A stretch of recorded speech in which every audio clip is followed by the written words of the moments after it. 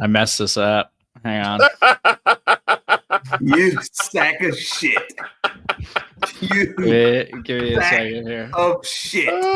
Unbelievable. I forgot to load the thing. Are you kidding me? It's loading now. Are you kidding me? I'm the world's best dad, and you come walking through with this bullshit. You got to be kidding me. Are you kidding me? We're coming in cold now.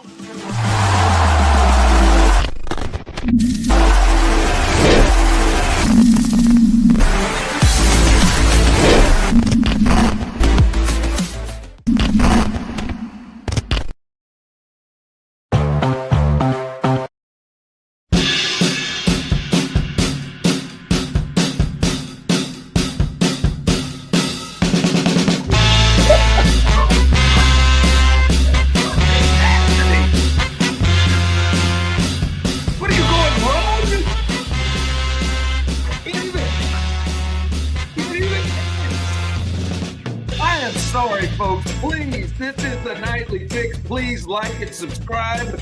If you don't do so, Steve's going to keep doing this stuff every night. My God, what in the hell is going on? What was that song? Was that Bob Dylan? What was that? Oh, that song was kind of sick, though. I don't know. That started out very funky. It was just another song I have in there in case I need a song for something, but it just... the layout's a little different, so I wasn't used to it. So okay, this is I wasn't fully prepared. I was clearly flying by the seat of my pants. Yes, bit of Ron's favorite word inside baseball, guys. We decided to switch our production software back to the old production software, and which Steve has been fired up to do, and now he rolls out here. Well, you don't know, but the back end is a little different this time. I'm looking at it right now, but it is different. You know, it's an update since the last time we used it. Listen, it starts well before this. Guys, I'm going to put it out to you. Osita's playing hurt. I'm mentally preparing that he'll be out tomorrow, but he is playing hurt and potentially be playing hurt tomorrow. He's not feeling well. He's sick, which means we should have a good heat check tonight. And we're talking to Serda, who Serda routinely gets sick. If you have one of those friends that just seem to stay sick 6-7 months out of the year, that's what Steve Serda is. He's a guy that just stays sick. And I said, Steve, what do you recommend? All right, some things for Osita to maybe feel better about. He said, shit, I don't know. I don't care. Just take it. That's not what I said. I was trying to hurry and make sure everything was ready. And what did you say? I don't care. See what you get when you hurry, Steven? Obviously, everything wasn't ready, and I screwed it up. Because we're having conversations about Vicks. We're having conversations. Steve goes, shit, I don't know, man. Just take whatever. I mean, this is 2 days in a row. This is 3 days in a row. Take some ibuprofen. NyQuil. Too late, man. Too late. Don't take NyQuil until after the show. Drink a vitamin C pack. I don't know. Jesus, man, we're off to a rousing start. It's all right. It's all right. We'll recover this thing as I believe we can try to do. By the way, you see my man Devin Booker, $72 million a year he'll be making over the next couple of years. Signed the biggest extension. He signed a 2-year, $145 million extension. What is going on around here in basketball? 2 years, 145 is what he signed. And my man, he may not be 30 by the time this ends. And he is making that bread. But that's all right, man. Ain't gonna hate on you. Tonight's a big night. Steve is off to a hell of a start, but He has got to do a Black movie review. Go on, Osita, help us out now. Come on now. Black here we go. movie review. No, listen, stop. Black movie review. No. I know that you may be feeling bad, but I need you to pull it out. I need you to get out. Okay. Yeah, that wasn't it. Come on. Black movie review. Black movie review. Let's even Serda. Yeah, there it is. Black movie review. Into the got a little, there you go. Cough it out. Got a little Omar Epps action. Probably a way you haven't seen Old Ladies Love Cool James. LL Cool J. That was a little different feel for him. When I say pool stick, do you know what I mean, Steve? Does that come to mind after watching that movie? When I say pool stick, I'm excited to talk about this. Yeah, it was interesting. It was interesting, but he's got a Black movie review a little bit later on. In Too Deep, Omar Epps, LL Cool J. Not a bad cast. This one should be a promising one for Serda. So that's coming up a little bit later on. But I want to start here after Serda just absolutely blew my thought of, hey man, I'm thinking about starting quarterback tonight. He just set that aside on fire. I was just like, hey, I'm enjoying this show. I'm gonna enjoy the show. I loved it the first year. I enjoyed it the first year. Serda just said, no man, I don't want to watch. I don't watch Jared Goff. I don't want to watch Kirk Cousins. They're stupid. I don't want to watch any of those. I'm telling you, legit, it was interesting. And oddly enough, I'm with you. I thought Jared Goff would be the most boring. He's not. He also has a better half. And I really respect the ladies who try to hide it. You know, the ladies who are really bringing it, who have a hell of a body, but they try to wear sweaters and shit over the top of them. And I didn't realize it. I did not know it at all the entire time. And then she said, oh, yeah, I remember they got their first win with the Lions. And they were and I was at my SI swimsuit shoot. And I said, hold on.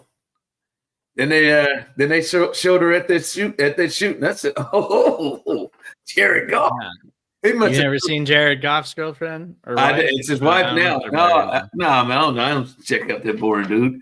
I hadn't seen her, and I said, "Oh, okay." He must have told this bitch his name was Ryan Gosling at first, and slid into her. So listen, Jared Goff was interesting. He looks. Pull him up. Pull up Jared Goff, Osita, because I know you don't know what he looks like. Pull up Jared Goff. He looks Ryan Gosling. He's got some Ryan from Remember the Titans, Ryan Gosling. Not really La La Land Ryan Gosling, but more Remember the Titans, Ryan Gosling. He's got a look. Yeah, Sunshine. No, he wasn't Sunshine. No, he was the corner who gets torched. Well, he pulled himself for Donald Faison, and then he puts himself back in. But the one that was interesting to me, and where I want to have a conversation with you and the people, is I just wonder where you are with athletes, because I was reminded of one of the things that's one of my most annoying thing that we do in this business of sports.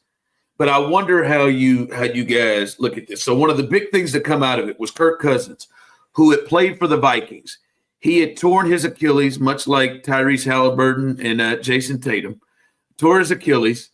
And when he did it, it was his contract was up with the Vikings, and he was looking to get a new deal. He was thinking maybe he could stay with the Vikings if they gave him enough years, or he could go somewhere else. So he got a better deal.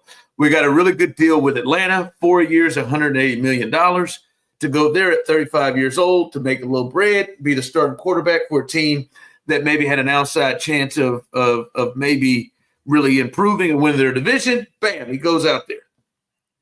He signs the contract. A month later, they draft a quarterback at number 8 overall, which clearly shows his clock is ticking and that he probably has 1 year. And so on the dock last night, he says, I feel like I was He said, I feel like I was misled by the Falcons, and that he would have potentially made a different decision and looked at free agency and maybe stayed with the Vikings had he been more aware that the Falcons would potentially go in the direction of drafting a quarterback, which means his time is limited. And I just throw this out. He's made $180 million on his contract. And by the way, it happened. He got benched in the middle of last year. Now, a lot of it had to do with his poor play, but he got benched in the middle of last year. And so now he is a backup sitting on the bench. I wonder where you guys go in this. Do you at all, and I want to hear the reasonings why you do or don't. Do you at all feel bad for Kirk Cousins? Do you all feel like the Falcons, in a way, did Kirk Cousins wrong and have some sort of empathy for Kirk Cousins with how that situation played out? No, not at all. Kirk Cousins has made a ton of money in his NFL career. He was a late round draft pick by Washington, played multiple years on the franchise tag, and made a bunch of money. Then got a massive contract from Minnesota, and then got a massive contract from the Atlanta Falcons. And Kirk Cousins is a great story. Like, he was never supposed to be as good in the NFL as he wound up being. And then he was coming off of a torn Achilles. He was an absolute statue last year. Like, the Falcons couldn't do things offensively because he was incapable of doing them at his age, coming off of an Achilles tear. And that's the way the NFL goes. Like, they're always trying to go younger. You're always trying to be replaced unless you're the greatest. And Kirk Cousins is a career replaceable quarterback, which is why he has moved around and been with different teams. And that's why Minnesota wanted him to go year to year, because they didn't think they could necessarily win a Super Bowl with Kirk Cousins. You know what? And everything you just said and the way you started off with, it feels like that you don't have empathy or compassion for him because of the amount of money he's been paid. Like that's what. Oh, see, am I off on that? Is that what it sounded like? It sounded like the way he started it off. And I would say, Serda, I don't think you're alone. I think a lot of people and a lot of sports fans would say he made $180 million on top of all the money he made with Minnesota, on top of all the money he made with Washington. Why would I feel bad for him? It sounded like your theory was he should. I don't feel bad for him. I believe you said not at all. And not just said not at all. You also did a snickering asshole laugh about it as well. Not at all. Right? That is very Steve Serda-esque of you when speaking of him. But it seemed like it was he's made a certain amount of money, and this is a very successful career. This is a young league, and he should know. That is the part that I hate about this, Osita, is, and Steve's not alone, and I will defend Steve in this. He's not always within this mindset. But it feels like a lot of people feel like athletes, like human thoughts or the human feeling of an athlete should go out the window because of the amount of money they've made, or the amount of money they get. And they should sense to stop being human. And I just think that is one thing I hate about like sports and what we do and how athletes are portrayed. I mean, in all honesty, I'd give a shit less about Kirk Cameron. Damn it, it's Cousins too. It's Kirk Cousins too. Kirk Cameron, I believe. He had a great acting career, and he made a lot of money. He did what he had to do.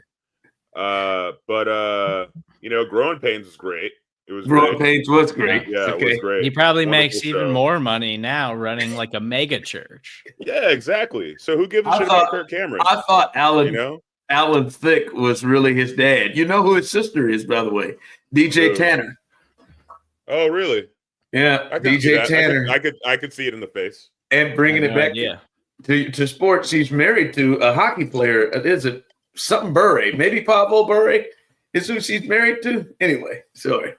Do you want to do you want to keep going on Kirk Cameron, or are you ready to come back and adjust back to Kirk Cousins? Yeah, we can talk about Kirk Cousins real quick. I mean, honestly, I kind of agree with Steven. I really don't. I mean, I honestly didn't really know who Kirk Cousins was until early today.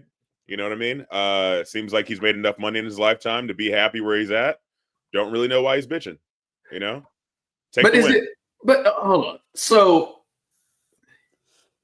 but you can't see the point of, all right, hey, yes, I signed a contract, but I signed a contract in the belief of, hey, man, you're going to be our guy. We're bringing you in here. You're going to be our guy.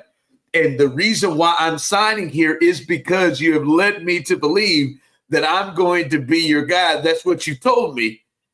And then all of a sudden, boy, you just did a switch. I ain't got many years left. You did a switch on me to where I've moved my family out here.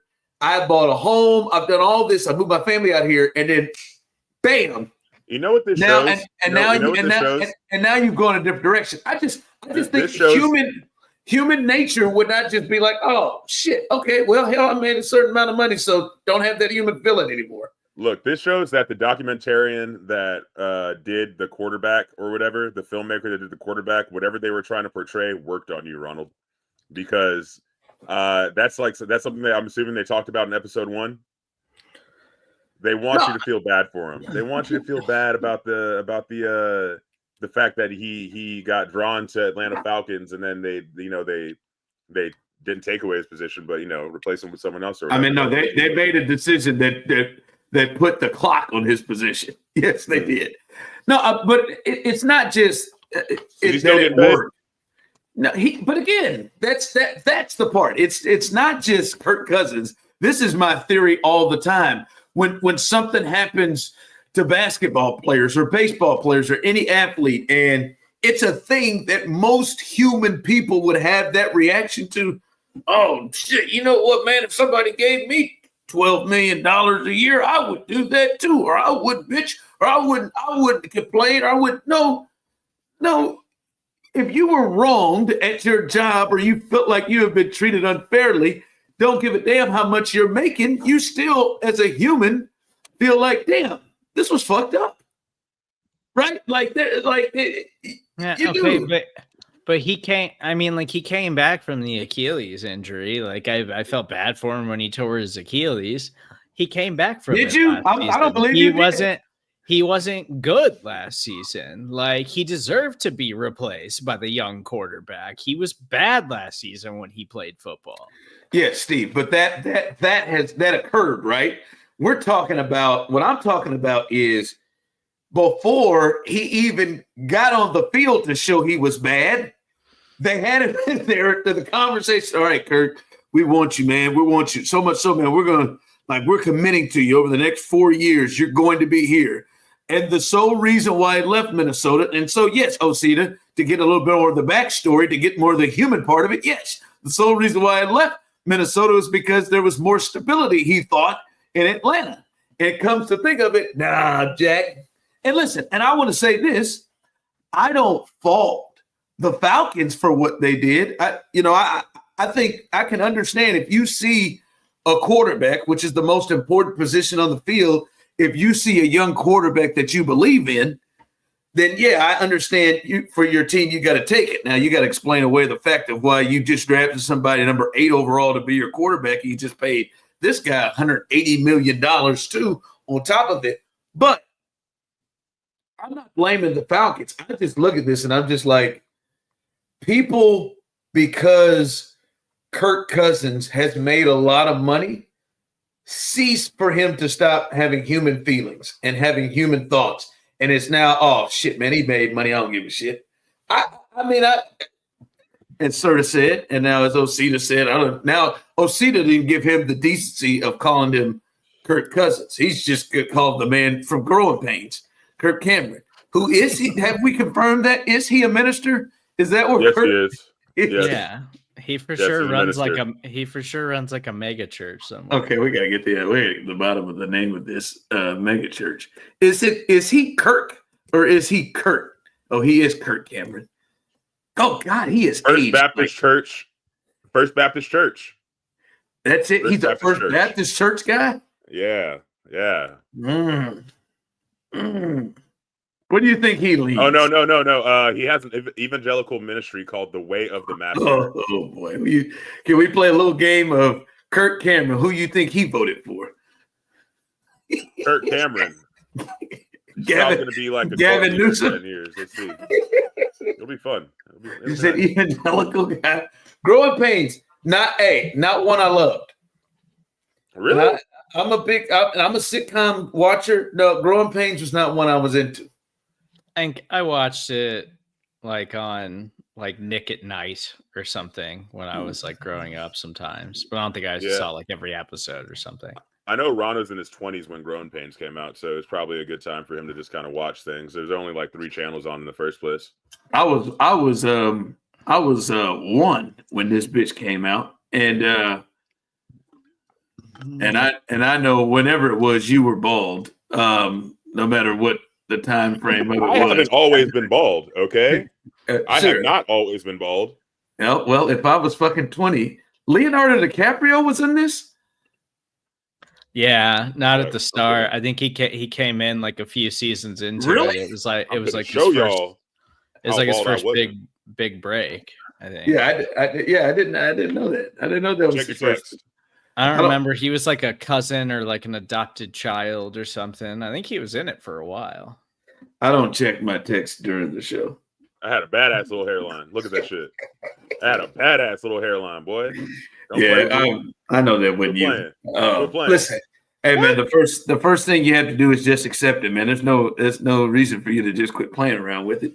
You've been balding since you were 12, and it's all right, man. And started to lose it at 12.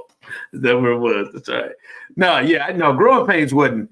What was the one that that Michael J. Fox was in? I could fuck with that one a little bit. He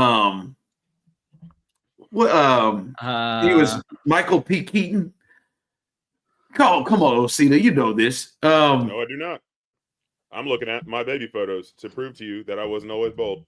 What was that show? It was him because he was like a Reagan Republican, but his parents were like Family Ties. Yes, were like hardcore liberals, and they had little George Bush living in their house, but they were like hippies, and it was like Family Ties. Yeah. I went with that one a little bit. Yeah, he was he was straight on that. But nah, man, I'm fucking on Growing Pains. But nah, man, I'm gonna tell you what, Kirk, man, I feel for you, big dog. That's all right, man. Hey, you get to live and be human. They fucked with you over. They fucked you over. That wasn't cool. They could have just been. I do. I think at one point they could have been up front and just been like, hey, man, we are potentially. There is a potential that we could be looking for a quarterback. Instead, they were like, "You my dude. You are a dude," and that's kind of messed up. Again, I understand what the Falcons did, but I can understand why Kirk Cousins felt misled and felt a bit disrespected. Can you do me a favor? Do you have that photo of Kevon Looney? This has made me laugh all week long. I gotta find it. That's all right. I want to show this photo to you and the people, and I want to know: do you guys think he's doing this on purpose, and that he understands that he looks like Dave Chappelle's character of Rick James in the Chappelle Show, or do you think this is just the look that he's going for, and he's not having fun with this. This is just what he looks like. This looks like a Halloween costume, like a really, really good Halloween costume. And I can't tell if Kevon Looney, who just signed with the New Orleans Pelicans, I can't tell if Kevon Looney is having fun, being silly, messing around with people, or if this is the look he was going for when he got these damn dreads. I mean, he looks ridiculous in this thing. I have never. Give it to me, baby. Give it to me, baby. I'm in love with Mary Jane. She's the only one. Come on, man. She makes me feel all right. There's no like he had to work.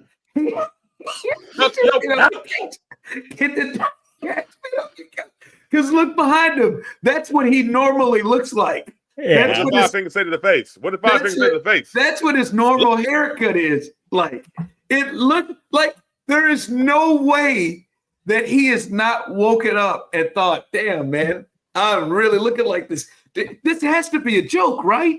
Or is this how he's really going about his day? Because this is for you to get up and say this shit in 2025, this shit looks good. I just can't believe it. This is a Halloween costume.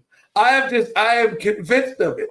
That this is him doing it with some sort of homage to the character of Rick James that was played by Dave Chappelle. He looks absolutely ridiculous. That piece in the front that's just hanging right down the pipes, that's the whole I would just love them and leave them. What is wrong with him? Flame to flame. I mean, did you go to where? I don't know. He signed. I don't know what the money was for, but I assume it's probably a lucrative deal. This is the NBA, and maybe he just said, "I want to get done up like this when I sign my new deal. This is how I want to walk in there looking." You think that's what he said, Serda? I want to get done up. I want to get done up like this. Like he. But this is Osita, as you know, and Steve, as you know. This took some time to get here. Like, and I don't think this is a wig. I mean, he has had long hair. It has just never looked like this. He has had it tied back. This has taken some time to get here. This ain't something you just wake up. Now I know Framber Valdez for the Astros has a weave in his hair. I bet you did. Did you know that? Oh, Framber. Really? Framber. Oh yeah, that ain't real dreads, man. That's a weave. Framber showed up. Serda Framber showed up in Oakland with a haircut like mine. He pitched. The next day, he came in and he had dreads down to his nameplate. He just went. He went in. I had never seen nobody get no damn dreads. No damn dread extensions. My man had dread extensions. So I don't think this is what my man is doing. He just wanted to look without the work. He just wanted to look without the work. You should feel lied to. Martin Maldonado joined him. He did it too. But this just takes the cake. I mean, there's no way Zion Williamson isn't just giving him a little shit. That is the most ridiculous set of hair I've ever seen in my life. And the smile is what the whole presentation sets it off for me. I wanted him to get what it reaches to wear leather. I want to get him in some leather. Get him in some. I mean, his Halloween his Halloween costume is set. Hey, look, him and Juju should do a remake of Fire and Desire, shot for shot remake. Shot for shot remake of Fire and Desire. Oh shit, Tia Marie was white. I always forget that. Never mind. Yeah, she was white. Him and Caitlin should do him and Diana Taurasi.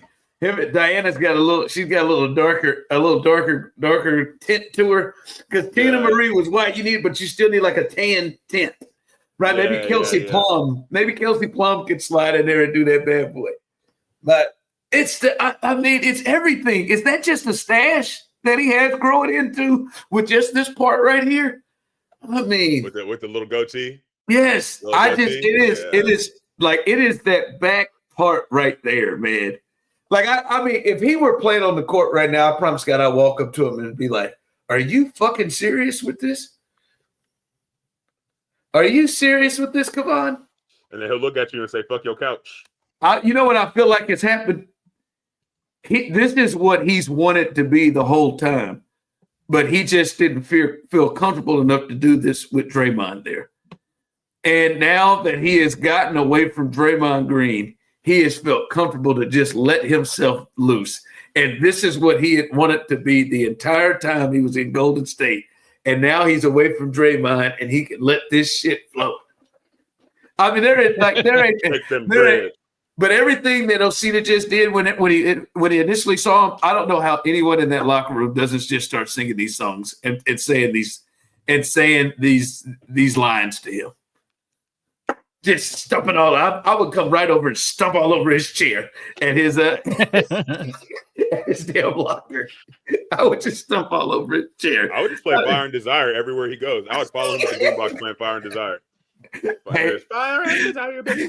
Because I'm certain he'll come off the bench, and that's how he enters the bench. Is the PA announcer? They call for the sub, the PA announcer, and they just start playing that. Yeah. Love them and leave them. But it doesn't just happen at his home arena. Like everybody does it. At road arenas, they're all locked and loaded. This becomes an entire full league decision. He goes to Indiana, they play it. He goes to Madison Square Garden when he enters, they play it. That motherfucker looks stupid as hell. I hope he wears it just like this on the court. I hope he doesn't wear a headband or nothing. Just wears this shit like this. And he just starts flopping his hair all around and just letting it go. And just saying, this is Loon, baby. This is Loon.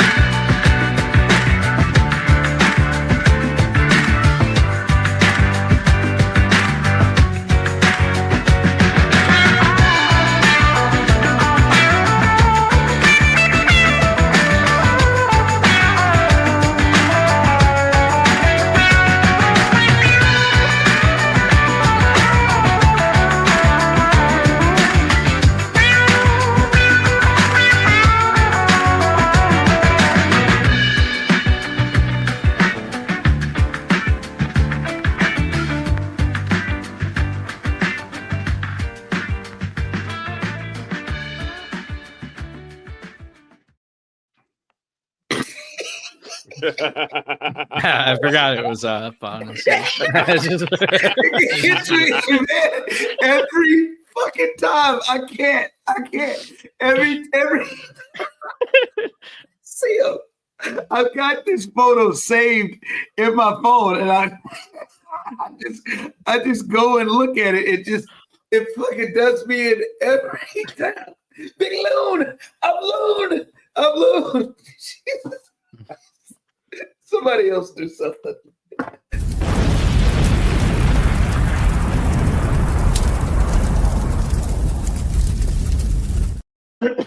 This man said somebody else do something. That's funny. All right, so for today's heat check, in honor of Black Movie Review, I wanted to do the top 10 white movies that are predominantly white, that Black people love. Okay. Ooh, wow. I don't know if is there 10? Yeah, I got 10. I got 10. I got 10 for sure. Okay, so I'm going to start with 10, and then go work my way up to number 1. All right, and Serda, you let us know if you agree, because clearly you're the one who would be most Most I've for sure seen the most white movies, probably. Oh, for sure, you definitely. Yeah, but you don't know what the white movies that the black folks that black people like. I already know one that's on there. I know Beetlejuice is on there. I did not have Beetlejuice. That's crazy. Beetlejuice. Beetlejuice. Just because it was your favorite movie. It's not one of my favorites. There's a lot of black folks who love Beetlejuice. Go ahead. Let's hear it. Okay. All right. Let's Didn't start love with Beetlejuice too. Original. Good. So let's start with Forrest Gump. Absolutely. Just because I dare you to find someone who hasn't seen that movie. Forrest Gump, everyone's seen it. You know what I mean? Everybody loved Bubba. The Bubba Gump, connection was real. And my favorite line. Who was that? Oh, it was John Travolta. He was the one who was supposed to be Forrest Gump first, and he turned it down. That would not have worked well. Right? Just like Will Smith turned down Matrix. I don't know if that would have been as good, but anyway, go ahead. It's supposed to be Neo. Yeah. Will Smith was supposed to be Neo? Yeah. That's wild. He did Wild West instead. Yes, he did. Great choices Will Smith has been making, which is going to lead us to another heat check in a couple of days. We'll, maybe next week. We need to check in on our boy Will because he's kind of wilding lately. Anyway, number 9 is going to be Sound of Music for the aunties and the grandmas. I dare you to find an auntie and grandma that hasn't seen Sound of Music. Are you an auntie or grandma? I'm out. Okay. I'm sorry. I don't know if my mom has seen it. I know my mother-in-law has. Okay. See, that's one. You got one out of 2. You know what I'm saying?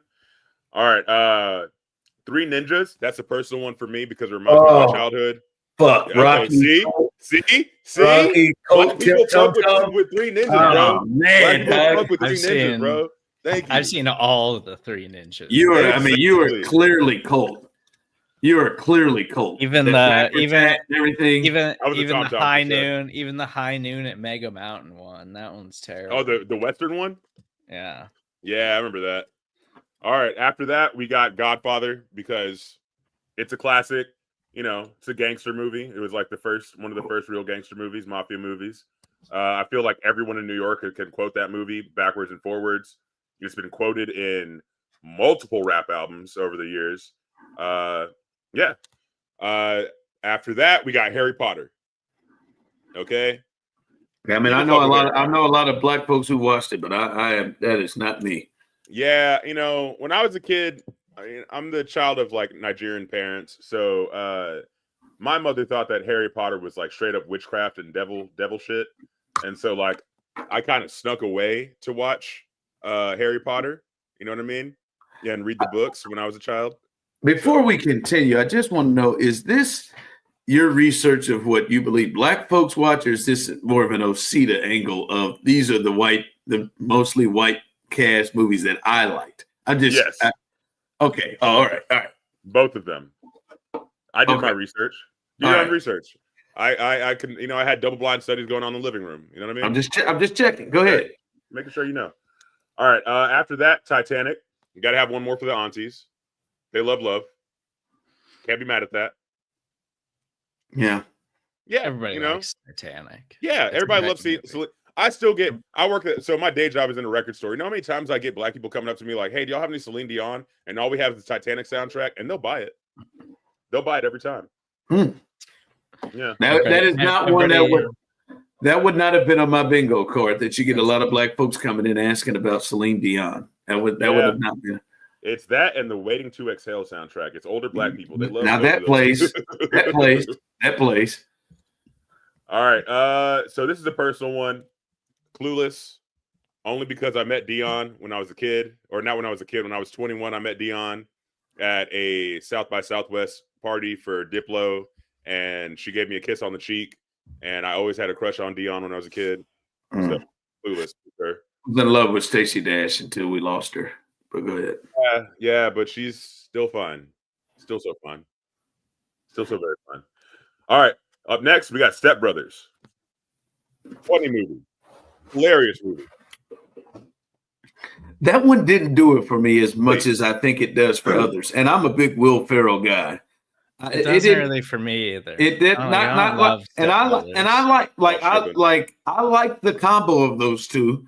I really enjoyed Ricky Bobby, and I like Shake and Bake. I enjoyed that much more than I enjoy Step Brothers. I will say, to Talladega Nights is way more quotable than Step Brothers, but you say the fucking Catalina wine mixer and everybody knows what you're talking about. Yeah. You know what I mean? Yeah. All right.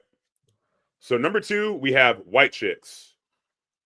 So mind you, it is. I mean, you said a white cast, right? Is that what you said? The 2 stars are the Wayans brothers. Most of the people in the movie are white, and they are in whiteface. I've never actually seen that movie. It just never interested me. Isn't Terry Crews in that too? I don't think this counts. I really don't. It I mean, it's counting on yours. I don't think it counts because they play that song, "Making My Way Downtown, Walking Fast, Places Fast as I'm Homebound." That doesn't count. That doesn't make it count, though. No matter how many times you do that. One more. No, I'm kidding. All right, and so the last one, number 1, white movies that black people love, is going to have to be Brokeback Mountain.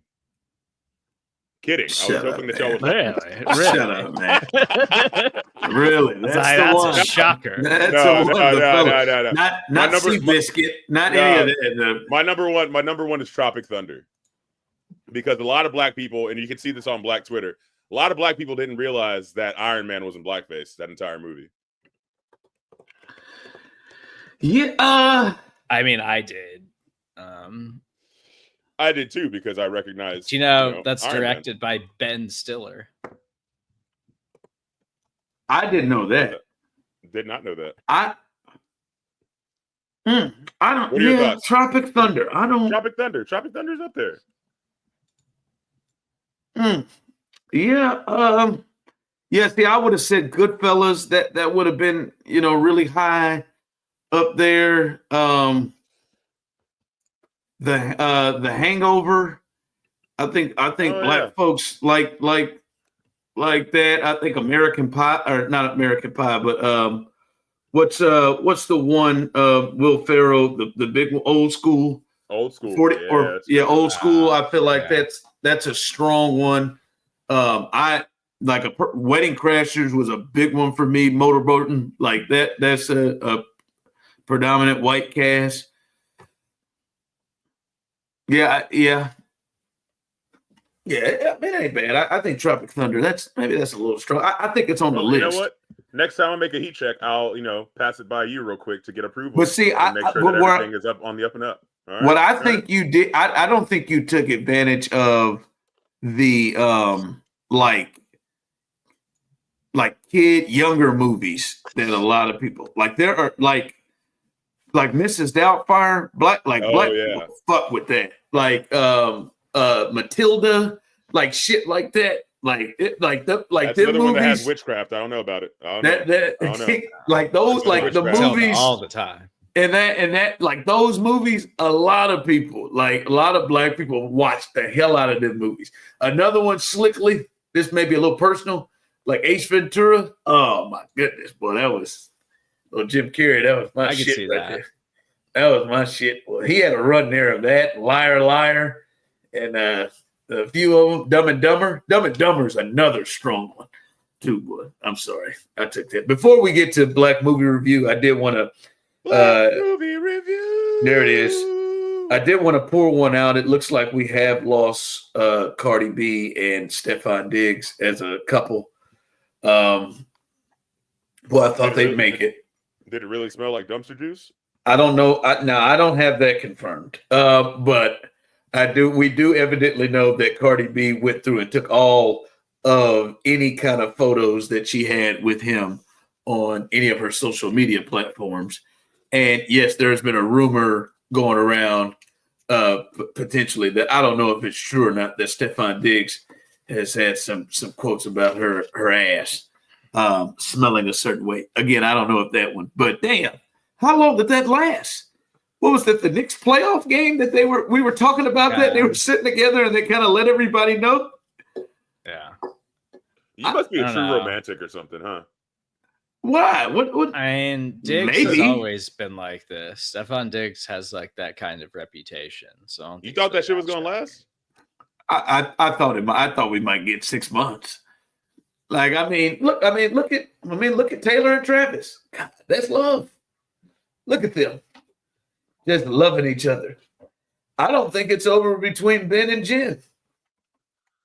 I don't know which Jen. Yeah, there's something about Jen. I think it's over again. No, I don't know which Jen. He keeps going back, bro. Garner or Lopez. I don't know which one it is. Like I don't think it's over for Ben. But yeah. You know what? I am a romantic. You're damn right I am. Yeah, you believe in like love, which is I own it. In the world of situationships. I don't know. I found out today that Ana de Armas is apparently dating Tom Cruise. Jesus. No. Why? Who's banging Tom Cruise? Ana de Armas. Bro, Google her real fast. She's so gorgeous. Who is Ana de Armas? What is she from? She is so gorgeous. She just made the Ballerina movie, which is like a John Wick spinoff. Glass Onion. Glass Onion? She was in Knives Out, the original one. She was in Blade Runner 2049. She dated Ben Affleck for a little bit. She's attractive, just not my. She was in the last James Maya Cup movie, but she's attractive. I see Tom Brady was out there hanging out with old Sydney Sweeney though. That is good for you, Tom. I mean, I still think Tom's got to be struggling with moving on up. Who was it? The jiu-jitsu teacher who now had a child with his ex-wife. You can't even get mad at that guy because he'll probably beat you up. She had a child by that guy? Yeah, they had a child together, brother. Oh man. They're not playing around. Yeah, they're not playing around. Hey, it's time. It's time for the normal guys to get a win. You know what I mean? And what a life changer for that guy. I'm just saying that we got the jiu-jitsu guy. You act like he wasn't making money with the jiu-jitsu. Probably not. But Giselle has more money than Tom Brady does. Yeah. We got Lana Del Rey with the alligator wrangler guy. You know what I mean? It's time. It's time for normal guys like us to finally get a taste. Is it your time? That's why it is my time. It is my time to shine. So, Caitlin, whenever you're ready, let your boy know. Okay. I think we've got to push this more. I got you. But I think we got to push this more. Your love for her, but can we do it in a non-creepy way? Man, I can't not be creepy. It's just my face. It's the way my face is shaped. I'm sorry. All right, let's. What am I supposed to do? Change my face? I was not expecting that as a response. I was not expecting the response of "Let's do this," but can we do it not creepy? And then your response was, "I can't not be creepy. It's because of my face." I was not expecting that to be your response. All right, I don't think yet creepy. You know, I don't think that you're creepy all the time. All right, let's do Black Movie Review. You had In Too Deep. It's starring Omar Epps as Jeffrey Cole, undercover cop, and LL Cool J, and Ime Udoka. You may know this young lady. Nia Long is in this as well, and then like sneaking in old Stanley Tucci and Hill Harper and Pam Grier in this bad boy, sneaking them in this bad boy. So it's some good actors in there, some good acting chops. I'll be honest, 1999, this was like a kind of a different look for Omar Epps than I was used to. I mean, he was in Juice, but this was still even a little different there. And then LL Cool J really brought it. All right, so what was your thoughts about In Too Deep? Honestly, I liked it quite a bit. Like, it's not a perfect movie, and it's not like none of it is for you. But it's not like it's not even necessarily like a super original like crime movie. Like a lot of it is like kind of retread like typical crime movies. But I do think there's some really good performances, and there's some like things that I liked about it and found entertaining. There was also things that were like kind of hard to follow at times. But I thought Omar Epps was really good in this. LL Cool J, I think, like stood out to me more than anything. I know LL Cool J had that kind of performance in him, like especially then, right? That was early. I'm thinking of like LL Cool J in like Deep Blue Sea when I think of like LL Cool J as an actor. And he was like straight out of the gate. He was like, I'm violent. I will murder people. I will go off in a split second. Then, yeah, the pool cue incident where he's got this dude who I think earlier in the movie he said that guy's like his best friend. And that shit felt real, man. Yeah, and that's like his homie till he dies or whatever, and he's just got him tied naked to a pool table, and he basically Jeffrey Dahmer's his poor friend. And the face he had just was so believable. Yeah, and him just like moaning and screaming, it was awful. Like there's some very violent things in this movie. I think I was kind of cracking up because Omar Epps, like, what was going on with his hairstyle when he wasn't undercover? Yeah, he looked like he was going to get himself into the Kevon Looney. If he gave him another year, he would get long, didn't it? It cracked me up every time because when he's not undercover, his hairstyle changes, and I was like, hang on, because like he shoots a couple of people because they try to rob him or whatever, and it was kind of like a way to like test him or whatever. Yeah. And he disappears and goes and lays low.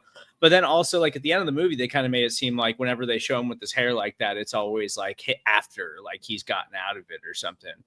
So, but early in the movie, I didn't know if this is a flashback or if this is jumping around or like he goes away for a while and then comes back, which that does happen. Like, cause he goes away, has the hair, and then he's like, I want back in. And then, and then goes back in. And so then when he comes back in, he's got facial hair again and he's got it buzzed down.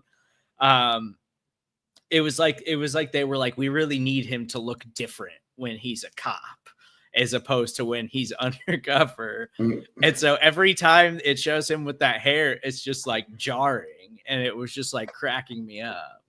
No, they were really trying to change his look, but it was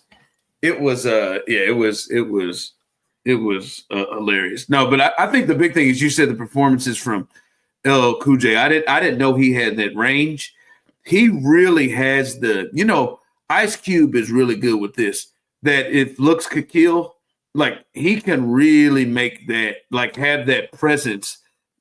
That look like you hurt, but he has that just like I'm gonna fucking kill you. And coming from who he was, like I don't think at this point we had gotten NCIS. LL Cool J yet, like the guy that's been in all of these shows where he is really acted like he's been on this NCIS for like 15 years now. I don't think he had been doing that yet. This is the dude who was like, what would you say, Osita? Would you say like kind of lover boy rap? I mean, obviously he had Mama Gonna Knock You Out, but he wasn't felt as like the gangster. Yeah, he wasn't looked at that. I mean, he wasn't soft, but he wasn't looked like that. In this movie, he looked in a way we hadn't really ever seen LL Cool J. And it was believable and didn't even make you think of the version of he is. By the way, I just want to say, what's my man's name? My man is, I mean, he is always typecast in this one role, because he was in Hassan. He was in obviously what's the damn show? The Wire. He's been in a lot of shit, and he is always Weebay. Yes, and he is always playing the same type of role. Yeah, he's good. He was in another one that I watched for this. Yeah. What was he in? Was he in Belly? Yeah, it might have been Belly. I think that's what it was. My man stay typecast. He stays all the time in there. By the way, sliding in Maya. You remember Maya in that bad boy? Yeah, I noticed her right out of the gate. There's a lot of actors in this movie too that like, you know, have small roles, but they're people that have been in like tons of stuff. Like there's a lot of familiar faces in this movie. Yeah, Maya. Well, but that's not that one video where she was dancing and she had the different colors and stuff. We can rely on each other. No, that ain't it. There was that one video where she was explosive out there. All right. All right, so LL Cool J, was he the star of the film for you? Yeah, I think so. And Omar Epps, like the whole thing too, like because I know where they were going with the you know, he kind of makes this turn late in the movie where he's in too deep and now he doesn't know who he is. And yeah, like that stuff was kind of ridiculous. I thought. Why? Because then, like, when Pam Grier shoots the other dude, and LL Cool J is like, put down the gun, who I'll have you out in 12 hours or whatever. And like, he's really going to shoot her. Like, he doesn't know who he is now. Like, it just seemed ridiculous. And then the whole time they're like, we're going to pull him out. And then they like, don't pull him out because they're always just like, no, but it's one big bust. Like the ending of the movie, like, felt kind of rushed to get to that final bust, and then somehow it like drags on after that to like finally like come to a conclusion. But I still liked Omar Epps' performance, and really I'm kind of like I know Omar Epps is still around and like in things, but I feel like Omar Epps could have been bigger. Like I feel like he could have done more in his career. You're muted. We don't care what you're saying anyway. I'm muted right now, but I will come out of it. You do care what I say, you son of a bitch. You do this with a lot of people on the show, but I agree with you on this one. Well, you said about Omar Epps every time. Yeah, I feel like he could have. You've said that about Omar Epps multiple times. Well, this probably be the second time. We've only had him on here once, but yeah, it does. It does feel like he could have done more in that little run. Like he had that because he was doing an array of movies, right? He does Major League and then follows it up with Higher Learning, which was like a strong movie, and then like Loving Basketball, and then it was just it just slowed up. Did he do House? Was that him on House? He was in House for a while, yeah. He's a doctor, played a doctor for a minute. Yeah, not a minute. I mean, he was on that for 8 years. Shit. He's on Power. Okay. He's on Power now, so he's still. Is he on Power? Yeah. Yeah. Okay. I hadn't watched that, but no, it did feel like he could have been bigger. But who are you like? Who is bigger? Who are you comparing him? Like, what career out there? It's got to be somebody else black. But what career out there are you comparing him to? Like, who do you think Omar Epps could have been? Will Smith. No, God, no, stop. Really? Maybe. You never know. I don't know. I'd have to think about it. Like, yeah, like he's not like he wouldn't have been like, you know, like Chadwick Boseman or Michael B. Jordan or something like that. But I like feel Don Cheadle. It could have been a little Don Cheadle. Yeah, like I feel like he could have just been like around and in things, and like now Don Cheadle's like, you know, in Marvel stuff, so he's just gonna be in big budget things for the rest of his life. Like the movie shit really slowed up, and just the roles just weren't the same. I mean, I will give him this. Like, I don't think he's gotten himself tricked into any Tyler Perry things. He hasn't gotten to that place yet. Where he. We all end up in Tyler Perry films eventually. Man. That's how it goes. You think at some point Tyler Perry's gonna get him to come on home? Come on home. Give me come on, baby. You know where you belong. On vacation. Come on now. All right, what do you give In Too Deep? Scale of 1 to 10. I give it like a solid 7. Like overall, it was a good crime movie. Like really got me like right out of the gate. Like, and I love like a good undercover movie like this. And then the LL Cool J performance was just like shocking to me. Like I just had no idea he had it in him. And he was really menacing. Like he was a really great like villain in the movie. Yes. I got a good one, baby. I got a good one. I'll pick them, baby. Pick the bitches. This is the first one, bro. Calm down. That's not the first one. Okay, it really one. is That and fresh. It is not fresh. I picked the wood. Like, get up out of here, what? dog. I picked the wood. You did not. You did not. Yes, well, I did. All right. You got one here. You gonna pick one here? Okay, yeah. Let me pick one. All right. I have more of an. I want. We've gone to the past. You know what I mean? For all these black movies, I kind of want something more current and a little bit more artsy, and see if you like it. See if you've seen it or not. The Last Black Man in San Francisco. I actually haven't seen it, but I have heard of it. Like, I'm familiar with it. All right, I have we're watching never it. heard of that. All right, we're watching it. I might have to try. I've heard it. I've heard it's really good. Like, it's got Jonathan Majors in it. I know it was like, I think it was kind of one of the first things that like really put Jonathan Majors like on the map. Put him on the map. It's like a big actor. I've never heard of it. I've heard of it. I mean, it's rated really high, and I think it's something that like I knew about that I had meant to kind of watch at some point and just never got around to. Look at this cast. How have I never heard of this? I think it was like you don't have your thumb on the pulse, man. You know, it's an indie A24 movie that was probably barely in theaters, and then really like kind of got word of mouth when it went to streaming. I mean, this has Finn Whitrock in it. How am I not?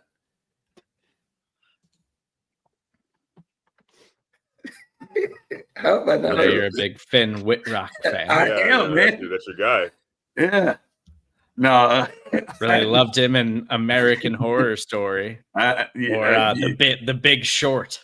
Hey, man, you're reading my mind. I mean, you know that's my guy. No, that is wild. I have never heard of that. Wow. Okay, I'm into this one. Let's see if this is good. I bet you he does like it. It'll be good. It's good. I probably will. Did you see Jonathan Majors? By the way, you see that? See some dude he was out with his wife Megan Good, and some dude tried to get Megan Good's phone number right in his face. Damn. Damn. She ain't yours, Playboy. Come on, dog. Playboy. Like, listen. Like he's had some weird shit around him. That's pretty ripped. That's a fucking disrespectful ass shit right there, man. Oh yeah. Let me hold your number. Jonathan Majors is pretty jacked too. Like, but he can't do shit right now because he's already got bad publicity. And he made this like bodybuilder movie that was supposed to be like an Oscar contender, and then he had all that legal trouble and it just got buried. What movie was that? It's called like Magazine Dreams. I still haven't seen it. I think it's on streaming right now. But people were like, it's a star-making performance, and then he got into all that legal trouble, and the studio just like buried it and kicked it straight to streaming and never said anything about it. Damn, he fucked that up. He fucked that up big time. Damn. All right. Well, take us on home, Mr. Redhead. All right, guys. I'm off the NyQuil, so this will be fun. What? When I was in high school, I made sweet love to a redheaded friend